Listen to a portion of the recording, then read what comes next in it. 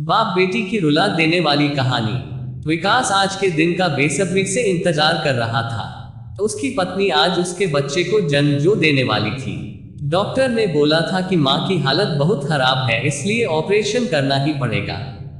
हालांकि विकास और उसकी पत्नी सीमा इस ऑपरेशन के बिल्कुल खिलाफ थे, लेकिन सीमा की सेहत के चलते ऑपरेशन के लिए मजबूर होना पड़ा।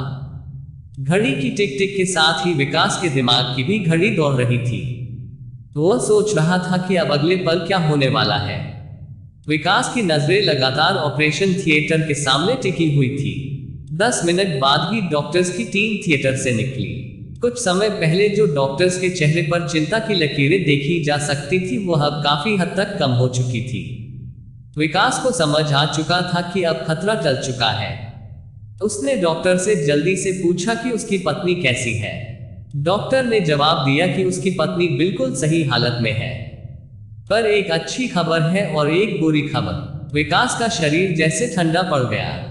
डॉक्टर ने पूछा कि वह पहले बुरी खबर सुनना चाहता है कि अच्छी खबर। विकास ने कहा कि वह अच्छी खबर पहले सुनेगा। इस बात पर डॉक्टर बोला कि अच्छी खबर यह है कि आपको बेटी हुई है, और बुरी खबर यह है कि आपका बेटा अब इस दुनिया में नहीं रहा। विकास की तो मानो जैसे दुनिया ही खत्म हो गई थी। कुछ देर तक तो मानो वह अपना सिर पकड़कर बैठा रहा। काफी देर बाद उसने हिम्मत जुटाई और अपने मरे हुए बेटे को देखा। उसे देखते ही वह फूट फूट कर रोने लगा। बेटे के दुख में उसे पता ही नहीं चला कि पास में ही उसकी बेटी भी रो रही थी।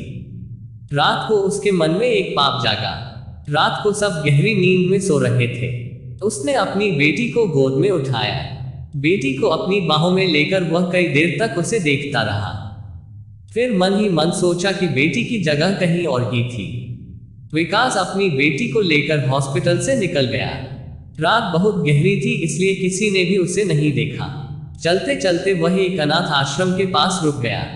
फिर तो उसने एक पल की भी देरी नहीं की। इससे पहले उसे कोई देखता, उसने फुर्ती से अपनी बेटी को उस आश्रम की सीढ़ियों पर सुला दिया। कड़ाके की ठंड पड़ रही थी उस समय, पर शायद विकास का दिल नहीं पसीजा। वह तो इतनी भारी ठंड में ही अपनी बेटी को आश्रम छोड़ आया। उसकी बेटी रोती गई, लेकिन उसने एक बार भी पलटकर नहीं देखा। काफी समय हो चला था। अब विकास और उसकी पत्नी ने बिना बच्चों के रहना सीख लिया था। विकास ने अपनी पत्नी को यही बता रखा था कि उनके 2 बच्चे हुए थे, पर वह दोनों ही पैदा होते ही मर गए। विकास की पत्नी सीमा ने अपना पूरा जीवन इसी भ्रम में काट लिया कि उसके बच्चे मर चले हैं। धीरे धीरे सीमा कमजोर होती चली गई, और एक दिन सीमा ने हमेशा के लिए दुनिया को अलविदा कह दिया। अब विकास अकेला हो चला था।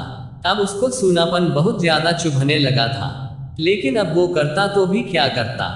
उसे ऐसा जीवन स्वीकार करना पड़ा। अब समय बहुत आगे निकल चुका था। अब विकास भी बूढ़ा हो चला था। इस बुढ़ापे के चलते उसको अपने जीवन में बहुत सी परेशानियों का सामना करना पड़ रहा था। उसे समझ में नहीं आ रहा था कि अब उसके जीवन का मकसद क्या है। शुगर और बीपी ने उसे परेशान कर रखा था।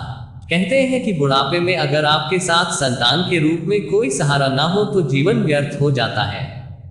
यही आज विकास के साथ हो रहा था। एक दिन वह घर के कोई जरूरी सामान लेने के लिए निकला हुआ था।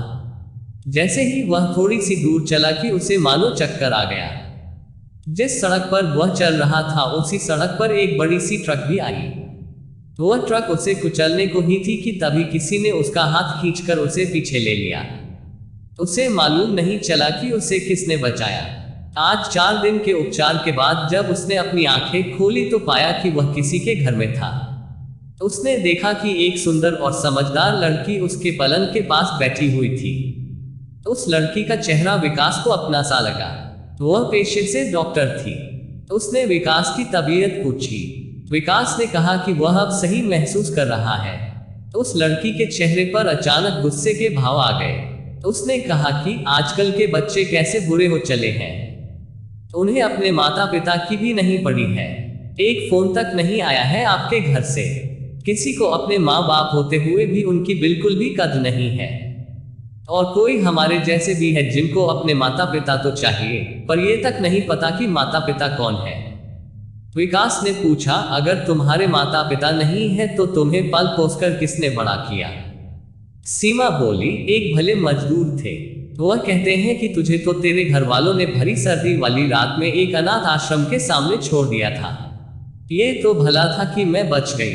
बाबा मेरे को ये भी बोले कि उन्होंने किसी आदमी को देखा था जिसने मुझे अनाथ आश्रम की सीढ़ियों पर छोड़ दिया था। मैं हमेशा एक ही बात सोचती हूँ कि वह आदमी जो मुझे छोड़कर गया था वह कभी भी सुखी ना रहे। अब विकास का चेहरा एकदम से उतर गया। उसको खुद पर इतनी भयंकर शर्म आ रही थी कि वह चुल्लू भर पानी में डूब मरे।